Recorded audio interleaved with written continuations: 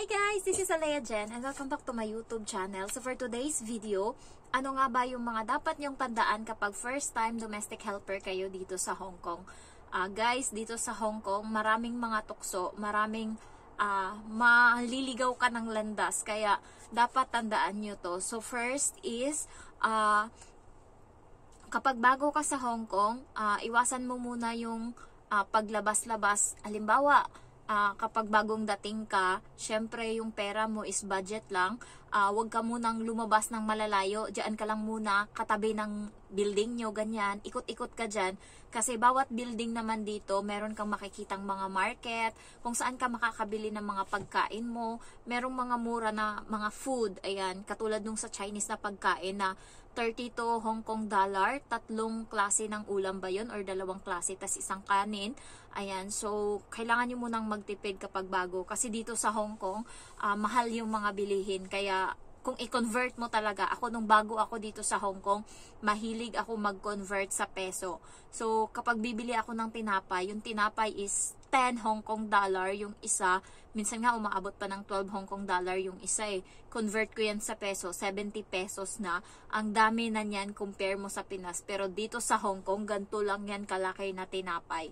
Kaya kapag bago ka talaga, medyo tipid-tipid muna kasi mahaba-haba pa yung lalakarin mo and may mga utang pang naiiwan sa Pinas. Second is, dito sa Hong Kong, huwag ka basta-basta makipag-usap.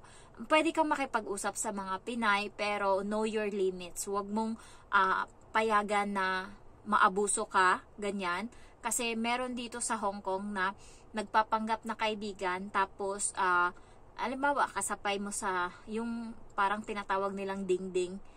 Yung parang ano siya, small na bus na, ewan ko, di kuryente ata yan. Hindi pa ako nakasakay dyan. Pero mostly lahat ng maraming mga reklamo dyan na may katabi silang Pinay, tas nawalan sila ng gamit, ganyan, ganyan. Kasi siksikan dyan, kaya ingat kayo sa pakikipag-usap, lalo na sa ganyang sasakyan.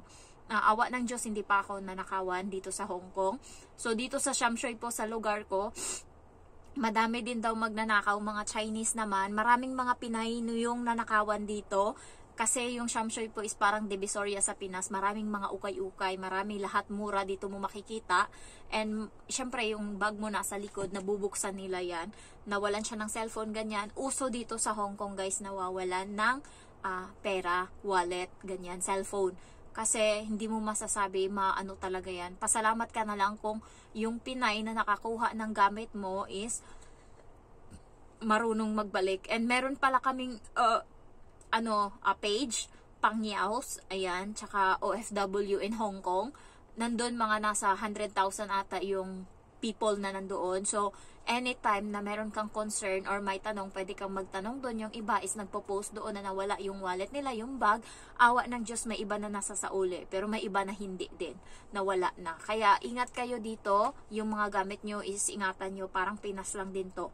Next is, yung mga kaibigan nga, kasi minsan nangungutang yan, minsan maano ka talaga, mananakawan ka sa worldwide, yun sa Central yan siya na mall, na sikat yan, or marami kapag Sabado-Linggo, siksikan yan dyan, lalo holiday, siksikan dyan yung mga Pilipino, kasi nandyan lahat ng mga pagkaing Pilipino. Ingat din kayo dyan kasi maraming nagnanakaw. Next na natutunan ko dito sa Hong Kong is, dati bumibili ako ng mga pagkain na galing Pinas, katulad ng mga noodles o kung ano-ano pa. Medyo mahal siya kasi nga galing pang Pinas in-export pa. Pero maghanap kayo ng alternative na mga Chinese na pagkain na katulad din ng mga Pinoy. So meron and makakatipid ka. And mostly, sa Sham Shui po guys, meron akong natutunan. Kung gabi pa naman kayo, malapit kayo dito, kung gabi pa naman yung curfew nyo, pwede kayong dumaan dito 6 PM onwards. Lahat ng pagkain, or 5:30 PM onwards, lahat ng pagkain dito, prutas, gulay, bagsak presyo yan. Alam mo yung tatlong basket na, halimbawa, ito patatas, ito talong, tas yung isa is broccoli, 10 Hong Kong dollar lang yan. Yung grapes na isang basket, 10 Hong Kong dollar lang yan. Ganun kamura dito sa Sham Shui po pagkagabi na nagbabagsak presyo na lahat. Lalo yung mga paninda na katulad ng mga isda, ganyan-ganyan. Andun na yung bagsak presyo lahat. Kaya maganda mamili kapag gabi na dito sa Sham Shui po kasi nagsasaraduhan na yan sila. halos pinapamigay na nila yan. Parang ang ano nila is, kailangan mabenta na lahat ng dapat ibenta ngayong araw, maubos yung dapat maubos. Kaya kung nagtitipid kayo, punta kayo dito ng Shamshoy po kung malapit lang kayo. Kung taga Namchong kayo, pwede kayo makadaan ng Shamshoy po muna, dumiretso kayo sa Namchong, dyan kayo. Maglakad lang kayo, ganyan. So, next na natutunan ko dito sa Hong Kong is, kapag free food ka or shared food ka sa amo, wag mo silang sanayin na ikaw bumibili ng pagkain kasi nasasanay sila. Ako yung binibili ng amo ko ngayon ng pagkain ko is sardinas, noodles, tsaka chicken wings. The rest is ako na. Tinapay, binibilhan niya ako. 2 beses sa isang linggo niya akong bibilhan.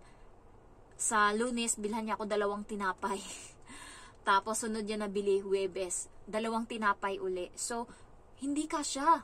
7 araw yung buong linggo. So, isa lang yung day off mo doon.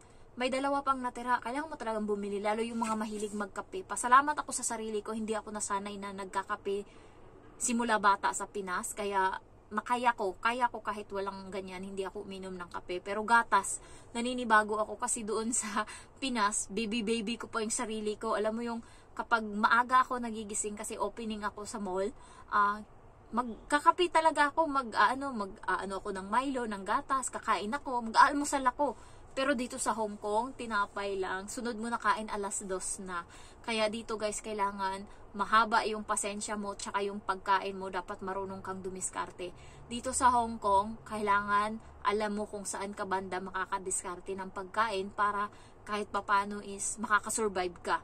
Next na natutunan ko dito sa Hong Kong is pagiging wag masyadong pala kaibigan. The more na marami kang kaibigan, the more na marami kang makakaaway.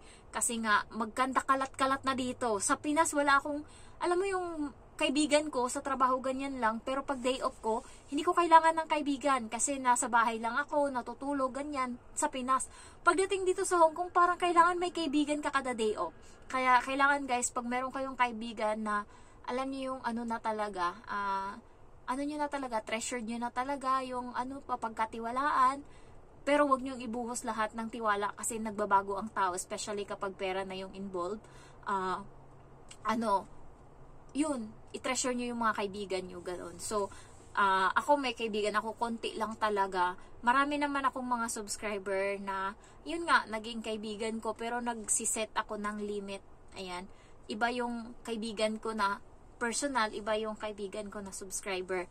Ayan. So, next is, dito sa Hong Kong, dapat matuto kang, alam mo yun, nawala ako.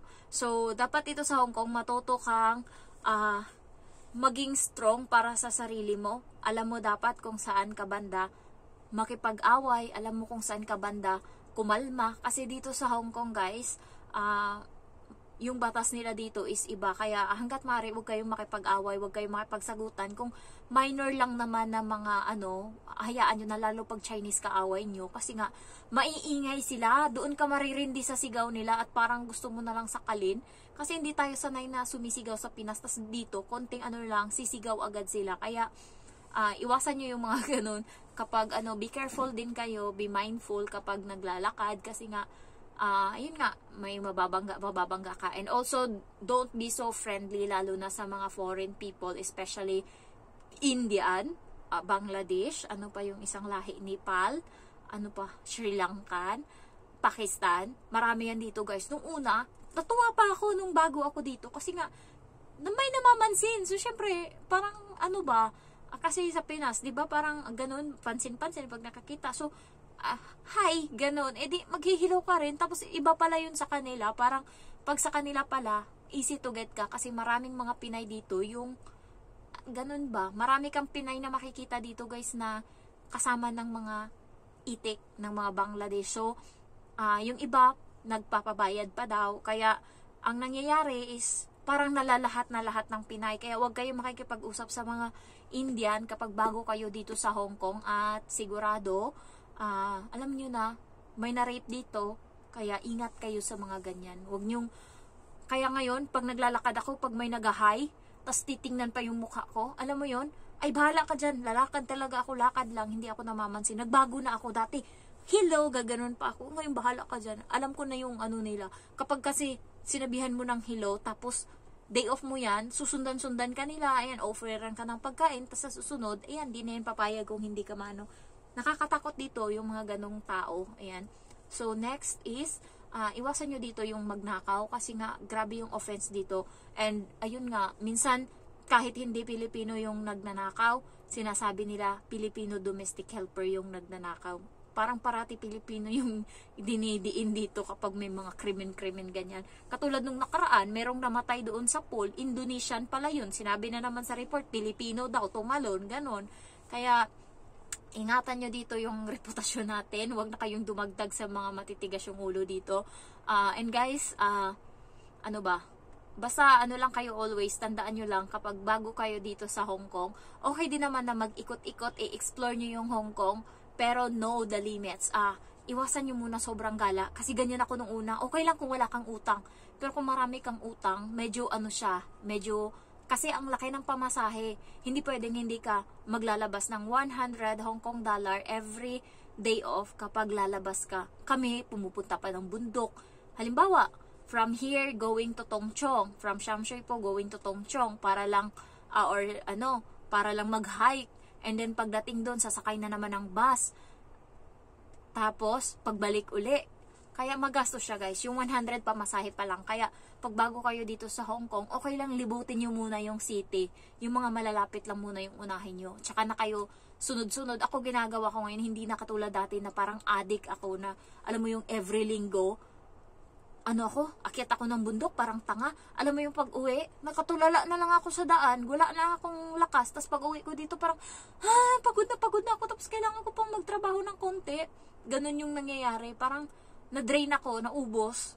Tapos tulala na lang ako, hindi na kahit pagtupi, kahit pagputol ng kuko, hindi ko na nagawa. Pero nung na-adjust ko na yung sarili ko ngayon, dapat yung limit ko is every 1 month, isang gala na lang yung meron ako dati. Every 1 month, 4 yung gala ko. Hindi na ganun yung nangyayari ngayon. Kasi nga, napansin ko, lalo pag may utang ako, mababaon ako sa utang kapag sinunod ko yung ganyan. And parang sinasabi ko sa sarili ko, nangalahati ko naman na siguro yung Hong Kong, kahit papaano. And yung mga bundok na inaakyat ko, parang nagkakapare-pareho na lang sila ng mukha. Kaya, feeling ko, okay na ako doon. Kapag na-miss ko siguro, tsaka ako mamumundok, ganun, pwede mag-hike, ganyan. Pero, as much as possible, iwasan nyo yung mga gala na sobra sa isang buwan. Alam mo yung, meron akong kakilala na grabe makagala, parang gusto kasi nilang i-post na masaya ang Hong Kong, ganun. Pero sa likod nun, merong mga times na umiiyak ka, merong mga times na gutom ka, merong mga times na sinisigawan ka, you're so stupid, ganon, you don't have brain, ganyan. Kaya dito sa Hong Kong, okay lang naman mag-relax kasi nga grabe yung stress natin dito. Pero isipin din natin na kaya tayo nandito para makapag-ipon, and then sana yun yung goal natin. Kakaingit lang yung iba na merong 200,000 pesos sa bank account nila. Ako walang ganun kasi nga yung bahay. Kaya isa din siguro sa ano natin na dapat baguhin natin yung mindset na kapag tayo nag-abroad, pasan natin lahat ng pamilya natin. Ganun sila, guys. Pero nung nag-apply ako ni piso, wala akong hiningi sa pamilya ko. Mamatay man, wala. Ako lahat. Tapos nung nandito na ako, doon ka na makakarinig ng sumbat, ganyan, nung bata, ganyan. Hindi ka lumaki kung hindi ako nagtrabaho noon para makakain ka, ganyan. So, yun yung tumatatak sa utak ko ngayon. Kaya, kayo dapat alam nyo din kung ano yung limit nyo. So, natututo na ako. And,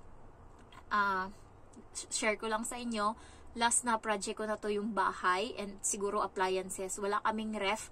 Meron kaming ref pero sira na. Hindi sinasabi ng mama ko pero alam ko, nag-aano pa siya, nag-a-ice siya sa freezer. Pero yung baba, yung chill, yung fridge talaga is wala ng lamig. Kaya naanuhan na kasi yun ng baha 2 beses na. Yun yung naano ako. Pero yun lang yung project ko and masaya na ako pagkatapos nun alam mo yung para sa sarili ko naman. Kasi nga nakakapagod din magtrabaho. Lalo ngayon na winter, guys. Maraming sugat yung kamay ko. Kita nyo yan? Sa winter yan. Ayan. Yan. Nakikita nyo? Marami siyang sugat. Partida ano pa yan. Mahilig ako maglagay ng petroleum sa katawan. kapag wala akong trabaho, pero nasusugatan pa din ako, and hindi ako naliligo ng mainit yung tubig na ginagamit ko, pero nasusugatan pa din yung balat ko. Kaya yung mga baguhan dyan, magbili kayo ng petroleum sa Pinas kung ano manghiyang kayo, kasi pagdating dito sa Hong Kong, nakakadry yung weather nila, and also yung mga damit nyo is dapat makakapal. So ayun lang guys, thank you for watching, and I love you all. Bye bye.